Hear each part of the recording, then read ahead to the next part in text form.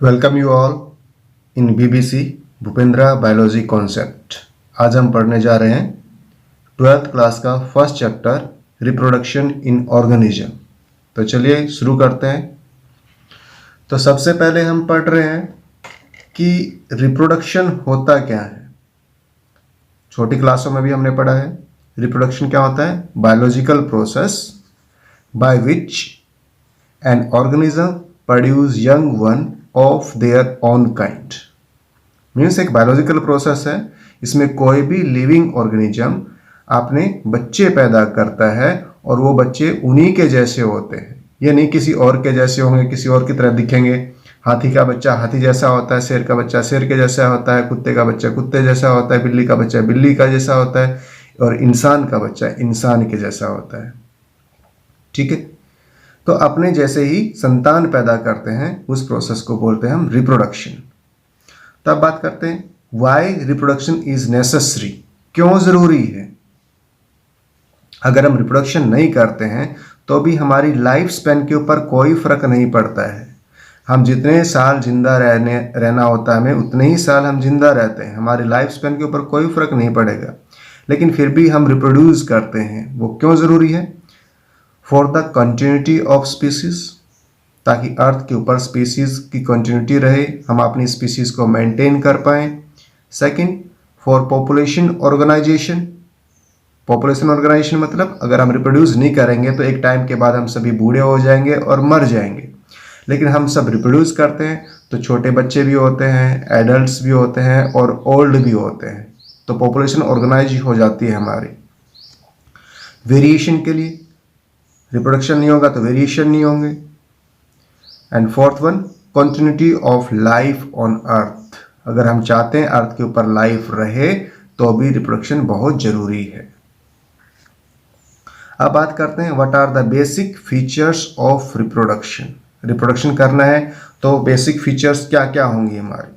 First one is synthesis of RNA, proteins and other biomolecules. ये सारी चीज़ें बनेंगी, आरएनए बनेगा, प्रोटीन बनेगा, दूसरे बायोमोलिक्यूल्स जिनको सेल को ज़रूरत होती है वो बनेंगे। Second, DNA replication and cell division. हमारा डीएनए रेप्लिकेट करेगा और सेल डिवाइड करेंगे। डीएनए क्यों रेप्लिकेट करता है, क्योंकि सेल को जो नेसेसरी इन्फॉर्मेशन चाहिए होती है और सारी इन्फॉर्मेशन किस में होती है, हमारे डीएनए में होती है। और डीएनए अपने आप को रेप्लिकेट करके, अपने आप को डुप्लीकेट करके क्या करता है, दूसरी सेल में ट्रांसफर कर देता है।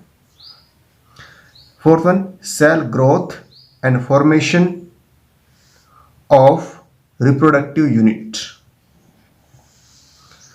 सेल की ग्रोथ होगी और रिप्रोडक्टिव यूनिट्स बनेंगी। वो रिप्रोडक्टिव यूनिट्स फर्दर रिप्रोडक्शन में हेल्प करेंगी और ऑर्गेनिज्म दोबारा से रिप्रोड्यूस करेगा।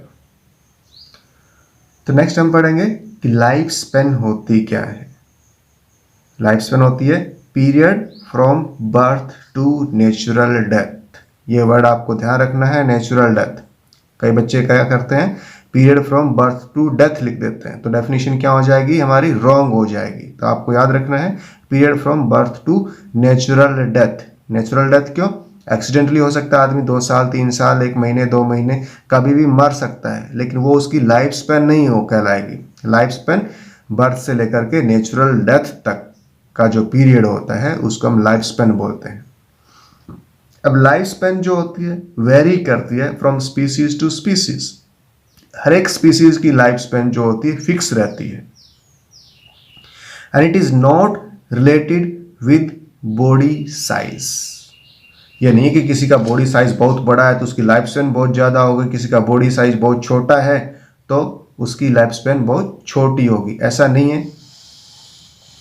जैसे एग्जाम्पल आपको दिखाई दे रहा है, मे फ्लाई 1 डे लाइफ स्पेन है, बटरफ्लाई 1 to 2 वीक है, फ्रूट फ्लाई 30 डे की लाइफ स्पेन है, राइस की 3 to 4 मंथ है, रोज की 5 to 7 ईयर है, क्रो की 15 ईयर है, पैरट 140 ईयर है। यहाँ पे आप देखोगे क्रो और पैरट का साइज लगभग सेम है, लेकिन लाइफ स्पेन में कितना डिफरेंस है। क्रो की लाइफ स्पेन 15 ईयर है और पैरट की 140 ईयर है, तो हम कह सकते हैं life span is not related with body size. ऐसे हमारे पास बहुत सारे एग्जांपल्स हैं। जैसे टोर्टोइस है 100 to 150 ईयर है, एलिफेंट है 90 डेज की इसकी। ऐसे ही मैंगो एंड बनियान ट्री देखने में लगभग सेम साइज होता है, लेकिन मैंगो की लाइफ स्पेन होती है 100 to 200 ईयर, लेकिन बनियान ट्री की 200 ईयर होती है। और मैंगो और पीपल ये भी लगभग देखने में एक साइज के होते हैं, लेकिन लाइफ स्पेन में कितना डिफरेंस आ गया। Mango 100 to 200 year and people 2000 to 3000 year life span होती है।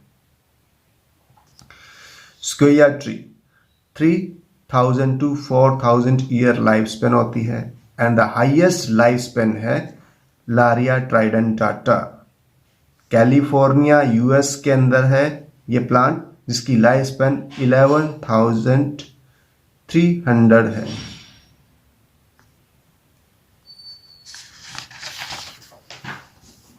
तो नेक्स्ट हम पढ़ते हैं फेजेस ऑफ लाइफ स्पेन कि लाइफ स्पेन की फेजेस कौन सी होती हैं। There are 3 phases of life Spain.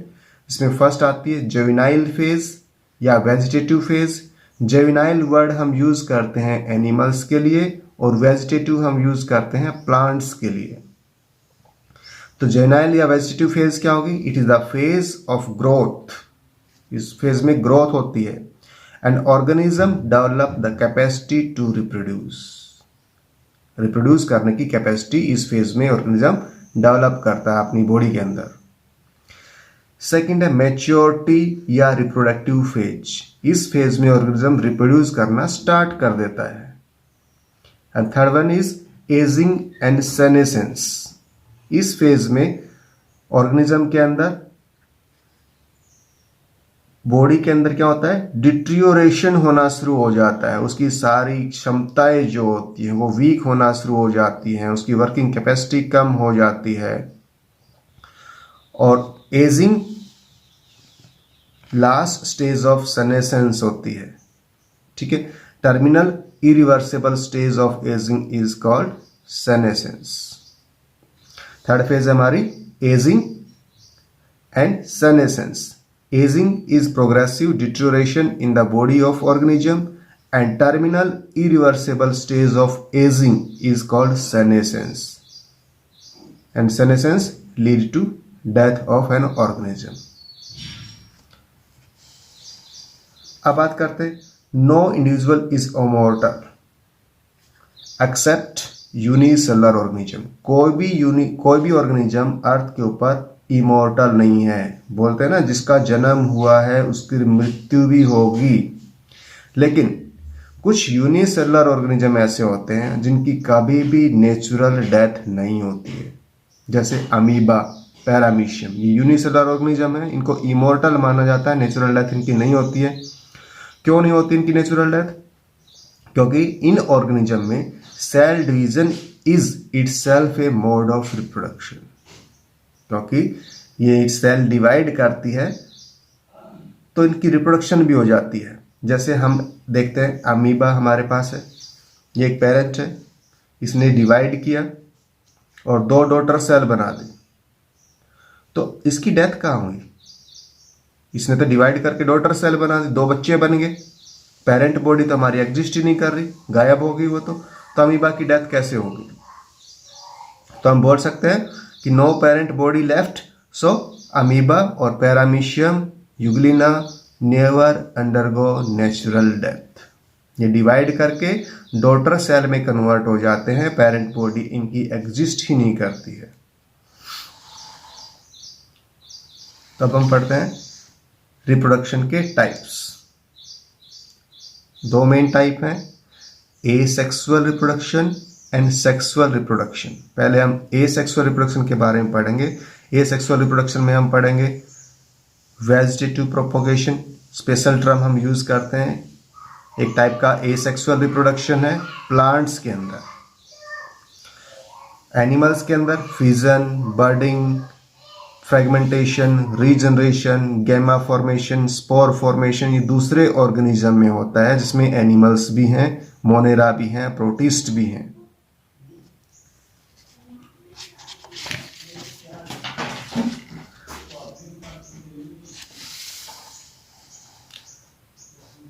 तो हम पढ़ रहे हैं पहले तो हम पढ़ लेते हैं कि ए सेक्सुअल और सेक्सुअल रिप्रोडक्शन में डिफरेंस क्या है। देखिए, ए सेक्सुअल रिप्रोडक्शन जो होता है उसके अंदर नाम लिखा हुआ ए सेक्सुअल रिप्रोडक्शन, मतलब only one sex is involve. Sexual reproduction जो होता है male and female sex are involve. It not involve the formation and fusion of gametes. इसमें ना तो गैमेट्स का फॉर्मेशन होता है ना गैमेट्स का फ्यूजन होता है, जबकि सेक्सुअल में दोनों चीजें होती हैं। It is always uniparental, हमेशा एक ही पेरेंट इन्वॉल्व होगा, यूजुअली बाई पेरेंटल, दो पेरेंट्स भी होंगे। केवल इसमें जो मोड ऑफ सेल डिवीजन होगा माइटोसिस होगा, सिंपल टाइप का सेल डिवीजन रहता है माइटोसिस। इसमें माइटोसिस और मियोसिस दोनों रह सकते हैं। ये एक सिंपल प्रोसेस है लेकिन फास्ट प्रोसेस है, बहुत जल्दी ही ऑर्गेनिज्म न्यू ऑर्गेनिज्म बना देते हैं। ये इलाबोरेटेड है, कॉम्प्लेक्स है और स्लो प्रोसेस है। And A offsprings formed by asexual reproduction are morphologically and genetically identical, जिनको हम क्लोन बोलते हैं। इनके जो ऑफस्प्रिंग होंगे बिल्कुल देखने में अपने पेरेंट्स के जैसे होंगे, उनका डीएनए भी अपने पेरेंट्स जैसा होगा बिल्कुल सेम, तो उनको हम क्या बोलते हैं, क्लोन बोलेंगे। लेकिन इसमें सेक्सुअल रिप्रोडक्शन में डॉटर ऑर्गेनिज्म बिल्कुल अपने पेरेंट्स की तरह से नहीं होते हैं, उनको हम क्लोन नहीं बोल सकते, उनमें वेरिएशन आ जाती हैं। एसेक्सुअल रिप्रोडक्शन के अंदर वेरिएशन क्या होंगी, अब्सेंट होंगी। तो वेरिएशन नहीं है तो नो रोल इन इवोल्यूशन। अब इसमें वेरिएशन प्रेजेंट है तो it contributes in evolution. Mostly किसमें मिलेगा, single celled organism and plant and animals with simple body organisation, उनमें मिलेगा जिनकी बॉडी ऑर्गेनाइजेशन बिल्कुल सिंपल टाइप की है। लेकिन ये किसमें मिलेगा, common in higher animals and plant with complex body organization। तब पढ़ते हम asexual reproduction के types. asexual reproduction further different types का हो जाता है, जिसमें फर्स्ट है फिजन। फिजन का मतलब होता है टूट जाना। इसमें पेरेंट्स बॉडी जो होती है टू और more than two daughter cell में डिवाइड हो जाती है। अब फिजन फर्दर डिफरेंट टाइप का बाइनरी फिजन। बाइनरी का मतलब क्या होता है, बाई मतलब two, parent body two daughter cell में डिवाइड हो जाती है। अब डिवाइड वो कैसे होती है, इरेगुलर, मतलब कोई पर्टिकुलर पैटर्न नहीं है, किसी भी डायरेक्शन से डिवाइड होना शुरू हो जाता है। अमीबा के अंदर किसी भी ऐसे हो सकता है, ऐसे हो सकता है, ऐसे हो सकता है, ऐसे हो सकता है, किसी भी डायरेक्शन से हो सकता है, कोई रेगुलर पैटर्न नहीं है। तो इरेगुलर बाइनरी फिजन अमीबा में होता है। लेकिन यहाँ पे हम ध्यान क्या रखेंगे, जो कायरोकाइनेसिस और साइटोकाइनेसिस में जो पैटर्न रहेगा वो 90 डिग्री का देखने को मिलेगा हमें। मतलब karyokinesis is always right angle to cytokinesis, या बोल सकते हैं cytokinesis is always right angle to karyokinesis. हमारा न्यूक्लियस अगर इस डायरेक्शन में डिवाइड करेगा तो साइटोप्लाज्म इस डायरेक्शन में डिवाइड करेगा, ये 90 डिग्री का एंगल बनेगा। कायरोकाइनेसिस आपको पता है डिवीजन ऑफ न्यूक्लियस होता है, साइटोकाइनेसिस होता है डिवीजन ऑफ साइटोप्लाज्म। पहले कैरोकाइनेसिस होती है, उसके बाद साइटोकाइनेसिस होती है, लेकिन दोनों क्या होंगे, एक दूसरे के राइट एंगल पे रहेंगे। लॉन्गिट्यूडनल जुगलीना में देखने को मिलता है, मीन्स ऊपर से नीचे की तरफ parents body two equal half में डिवाइड हो जाती है जुगलीना में। ट्रांसवर्स बाइनरी फिजन ऐसे रहेगा, जुगलीना टू हाफ में डिवाइड हो जाएगा, टू डॉटर अमीबा पैरामीशियम बन जाएंगे हमारे पास। नेक्स्ट हमारे पास मल्टीपल फिजन। मल्टीपल फिजन में क्या होता है, पेरेंट सेल हमारी डिवाइड करती है और नंबर ऑफ डॉटर सेल बना देती है, 2 3 नहीं बहुत सारी, और हर एक सेल ग्रो करके एडल्ट में चेंज हो जाती है। जैसे एग्जांपल है प्लाज्मोडियम एंड अमीबा। अब अमीबा में हमने पढ़ा था कि अमीबा में तो इरेगुलर बाइनरी फिजन होता है, लेकिन मल्टीपल फिजन भी होता है अमीबा में, लेकिन कब, जब कंडीशन क्या हो, अनफेवरेबल हो।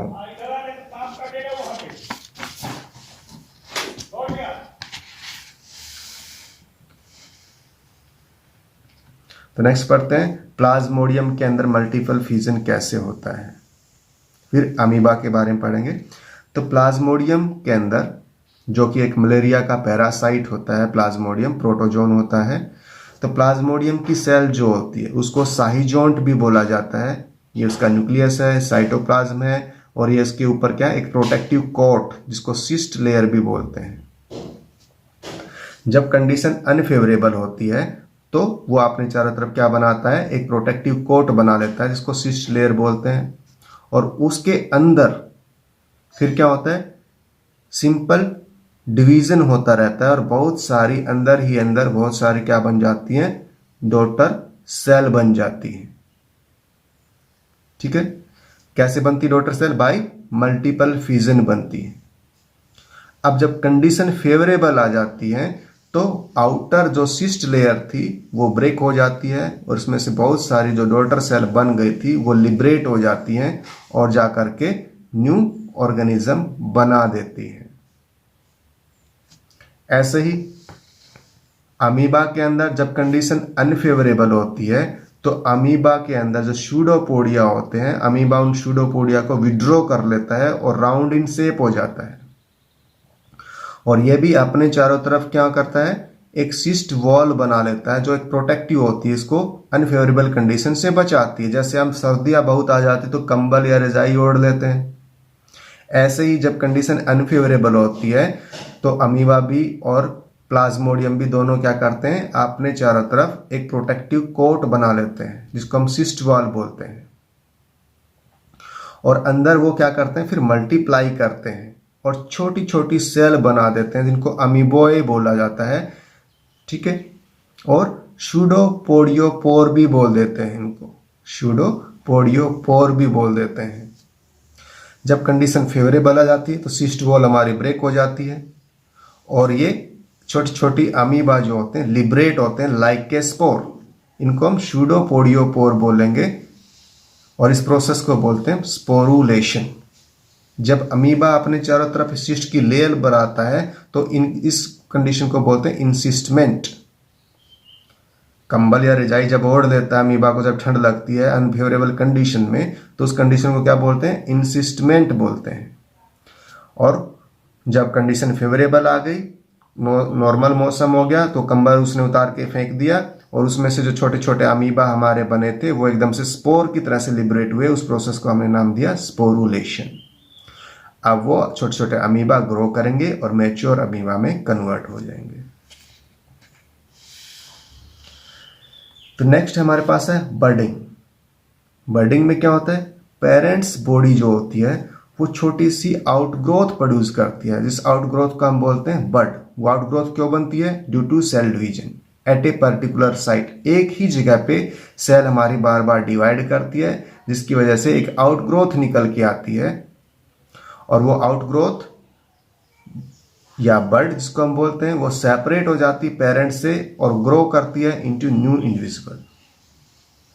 अब बर्डिंग हमारे पास डिफरेंट टाइप की है, एक्सटर्नल जिसको एक्सोजीनियस भी बोलते हैं, इंटरनल जिसको एंडोजीनियस भी बोलते हैं। एक्सोजीनियस का मतलब होता है सरफेस के ऊपर, और एंडोजीनियस का मतलब इनसाइड। तो एक्सटर्नल बर्ड किसमें देखने को मिलती है, सिलेंट्रेट्स के अंदर एग्जाम्पल हमारा हाइड्रा है, जैसे आपको दिखाई दे रहा है हाइड्रा है, इसके अंदर एक ये छोटी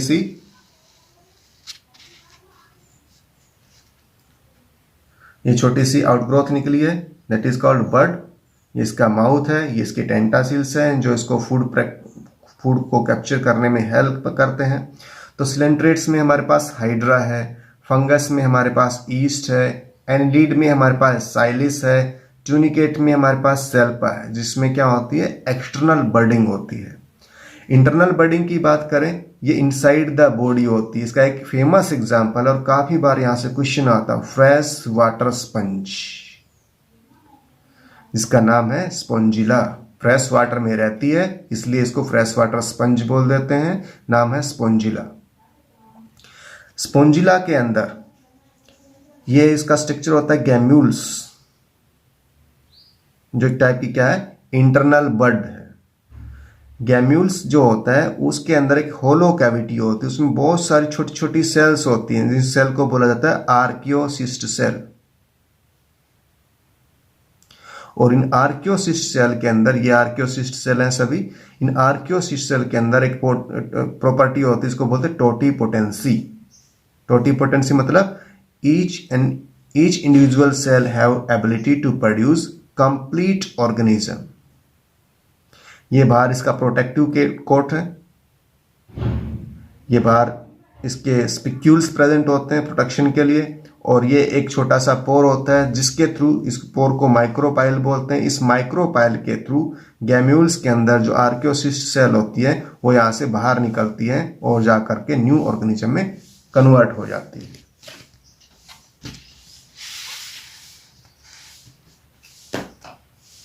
तो नेक्स्ट हम पढ़ते हैं फ्रेगमेंटेशन के बारे में। तो थर्ड हमारा है फ्रेगमेंटेशन। फ्रेगमेंटेशन में क्या होता है, पेरेंट्स की बॉडी ब्रेक हो जाती है और उसके डिफरेंट फ्रेगमेंट्स बन जाते हैं और हर एक फ्रेगमेंट्स न्यू ऑर्गेनिज्म में डेवलप हो जाता है। एग्जाम्पल, एल्गी के अंदर स्पाइरोगैरा में फ्रेगमेंटेशन होता है, ब्रायोफाइट्स में रिसिया के अंदर एंड मार्केंसिया में फ्रेगमेंटेशन होता है, टेरिडोफाइट्स में स्लेजिनेला के अंदर फ्रेगमेंटेशन होता है। नेक्स्ट है रीजनरेशन। रीजनरेशन जो डिस्कवर किया था अब्राहिम ट्रेम्बले ने हाइड्रा के अंदर, 2 टाइप का रीजनरेशन होता है, रिपार्टेटिव एंड रिस्टोरेटिव। रिपार्टेटिव में क्या होता है, only damage tissue are regenerated. केवल डैमेज टिश्यू, हमारा बॉडी का कोई छोटा सा पार्ट डैमेज हो गया तो वो पार्ट हमारा रीजनरेट हो जाएगा, लेकिन एक ऑर्गेनिज्म से 2 ऑर्गेनिज्म तो नहीं बनेंगे, रिप्रोडक्शन तो नहीं हुआ। रिप्रोडक्शन में तो क्या करता है, एक ऑर्गेनिज्म से 2 बनते हैं या न्यू ऑर्गेनिज्म बनता है, लेकिन यहाँ पे क्या हुआ, केवल जो पार्ट हमारा बॉडी का लॉस हुआ था वो दोबारा से आ जाएगा। जैसे लिजार्ड में आपने देखा होगा, कई बार लिजार्ड अपनी टेल को छोड़ देती है जब उसको कोई खतरा लगता है, वो टेल उसकी दोबारा से आ जाती है, लेकिन एक लिजार्ड से 2 लिजार्ड तो नहीं बन जाती है। तो इस टाइप के रीजनरेशन को बोलते हैं रिपार्टेटिव, केवल पार्ट ही रीजनरेट होगा। दूसरा रिस्टोरेटिव, इसको एक type of mode of reproduction बोलते हैं। इसमें बॉडी का लॉस्ट पार्ट जो होगा, उस लॉस्ट पार्ट से पूरी कंप्लीट बॉडी जनरेट हो जाती है। जैसे प्लेनेरिया, हाइड्रा एंड स्पंज, इनके एक छोटे से पार्ट से पूरा प्लेनेरिया बन जाता है, छोटे से पार्ट से पूरा हाइड्रा बन जाता है, स्पंज के छोटे से पार्ट से पूरी स्पंज बन जाती है। तो इनके अंदर फुल बॉडी को रीजनरेट करने की कैपेसिटी होती है, वो सभी के अंदर नहीं होती है। तो नेक्स्ट हमारे पास है गैमा। गैमा ये एक स्पेशल टाइप की ग्रीन मल्टीसेलर एसेक्सुअल बर्ड होती है, developed in a small receptacle called gemma cup. It is located on thallus. जैसे हमारे पास एल्गी जो होती हैं, जैसे मार्केंशिया, सॉरी ब्रायोफाइट्स जो होते हैं, जैसे हमारे पास गैमा कप का होता है लोकेटेड ऑन थैलस। कुछ हमारे पास ब्रायोफाइट्स हैं जैसे कि मार्केंसिया, उसके अंदर जो बॉडी थैलस बॉडी होती है, उसकी छोटी सी ब्रांच के ऊपर गैमा कप प्रेजेंट होते हैं। उन गैमा कप के अंदर छोटी छोटी गैमी प्रेजेंट होती है। जैसे हमारे पास ये एक थैलस बॉडी है, इसकी छोटी सी ब्रांच के ऊपर यहाँ पे ये हमारे पास गैमा कप है। अब गैमा कप का स्ट्रक्चर ऐसा है, ये हमारे पास गैमा कप ऐसा दिखाई देता है, कप शेप्स होती है और इसके अंदर छोटी छोटी गैमी लगी होती है। ये यहाँ से टूट के गिरती हैं और जर्मिनेट करके न्यू ऑर्गेनिज्म मतलब न्यू मार्केंशिया ये बना देती है। Next spore formation. Spore are minute single celled special asexual reproductive structure होते हैं। मोस्टली फंगस में, एल्गी में, मोनेरा में, प्रोटिस्ट में देखने को मिलते हैं। उसमें सबसे ज़्यादा कॉमन स्पोर जो होता है वो होता है जू स्पोर, जो कि मोटाइल होता है। मोटाइल मतलब जिसके अंदर मूव करने की कैपेसिटी होती है। और वो मूव क्यों करता है? Because they are having flagella. ये आपको दिखाई दे रहे हैं, ये क्या है? फ्लैजिला है, जिनकी हेल्प से ये one place to another place move करता है। और प्रोड्यूस होते हैं एक स्पेशल स्ट्रक्चर के अंदर जिसको बोला जाता है जूस्पोरेंजिया। जूस्पोरेंजिया एक स्पेशल स्ट्रक्चर है जिसमें जूस्पोर होते हैं, जूस्पोर मोटाइल होते हैं, फ्लैजिलेटेड होते हैं। किसमें होता है? एल्ब्यूगो के अंदर, पाइटोपैथोरा के अंदर, क्लेमाइडोमोनास के अंदर एंड यूलोथिक्स के अंदर, इनके अंदर जूस्पोर प्रोड्यूस होते हैं। कोनिडिया, कोनिडिया क्या होते हैं? नॉन मोटाइल स्पोर होते हैं एंड प्रोड्यूस एक्सोजीनियसली, मतलब बॉडी के ऊपर लगते हैं और ये मूव नहीं कर सकते। They are produced by special hyphal branch called conidiophore. जैसे आपको दिखाई दे रहा है, ये हमारे पास एक स्पेशल हाइपेक की ब्रांच है पेनिसिलियम के अंदर, इसको कोनिडियोपोर बोलते हैं। इसकी फर्दर ब्रांच को बोला जाता है स्टिग्मा, और उनके ऊपर हमारे पास ये छोटे छोटे राउंड शेप में कोनिडिया लगे हुए हैं जो कि चेन की फॉर्म में है। ये सिंगल भी हो सकते हैं और चेन की फॉर्म में भी हो सकते हैं। सिंगल होते हैं कौन पाइटोपैथोरा के अंदर और चेन की फॉर्म में होते हैं पेनिसिलियम के अंदर। नेक्स्ट टाइप का स्पोर हमारे पास ओइडिया। ये एंडोजीनियसली प्रोड्यूस होते हैं by breaking of hyphae formed under condition of excess of water, sugar and salt and they not store food. Means endogenously कैसे प्रोड्यूस होंगे? यहाँ पे तो हाइपे के ऊपर, पहले तो क्या था, हाइपे की ब्रांच के ऊपर हमारे अलग से ये लग गए थे। अब हाइपे ब्रांच जो होती है वही टूट के किस में कन्वर्ट हो जाती है? स्पोर में कन्वर्ट हो जाती है, जिसको बोला जाता है ओइडिया। लेकिन किस कंडीशन में? जब एक्सेस में वाटर हो, शुगर एंड साल्ट कंडीशन जब हो, और ये फूड स्टोर नहीं करेंगे। एग्जाम्पल हो गया एगेरिकस। अब देखिए, एसेक्सुअल रिप्रोडक्शन जो है is common for organism having simple body organisation. पहले भी पढ़ चुके हैं, जैसे एल्गी है एंड फंगी है। लेकिन कई बार एल्गी एंड फंगस जब कंडीशन फेवरेबल नहीं होती है तो क्या करते हैं? सेक्सुअली रिप्रोड्यूस करते हैं। जैसे एल्गी एंड फंगी है, जब कंडीशन फेवरेबल होंगी तो क्या करेंगे? एसेक्सुअल रिप्रोडक्शन करेंगे। लेकिन कंडीशन क्या हो गई?